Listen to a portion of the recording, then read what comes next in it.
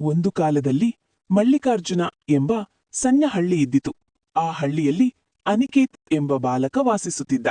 ಅವನಿಗೆ ಮಳೆ ಎಂದರೆ ತುಂಬಾ ಇಷ್ಟ. ಮಳೆ ಬಿದ್ದಾಗ ಗಾಳಿ, ಮಣ್ಣಿನ ಸುವಾಸನೆ, ಹಸಿರಾದ ಹೊಲಗಳನ್ನು ನೋಡಿ ಅವನು ತುಂಬಾ ಖುಷಿಪಡುತ್ತಿದ್ದ. ಒಂದು ವರ್ಷ ಹಳ್ಳಿಯಲ್ಲಿ ಮಳೆ ತುಂಬಾ ಕಡಿಮೆಯಾಯಿತು.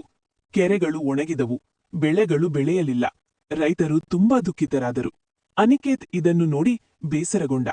ಮಳೆ ಬಂದರೆ ನಮ್ಮ ಹಳ್ಳಿ ಮತ್ತೆ ಹಸಿರಾಗುತ್ತದೆ ಎಂದು ಅವನು ಯೋಚಿಸಿದ. ಒಂದು ದಿನ ಶಾಲೆಯಲ್ಲಿ ಶಿಕ್ಷಕರು ಮಳೆ ನೀರಿನ ಸಂರಕ್ಷಣೆ ಬಗ್ಗೆ ಹೇಳಿಕೊಟ್ಟರು. ಅದರಿಂದ ಪ್ರೇರಿತನಾದ ಅನಿಕೇತ್ ಹಳ್ಳಿಯ ಹಿರಿಯರಿಗೆ ಮಳೆ ನೀರನ್ನು ಸಂಗ್ರಹಿಸುವುದರ ಬಗ್ಗೆ ತಿಳಿಸಿದ.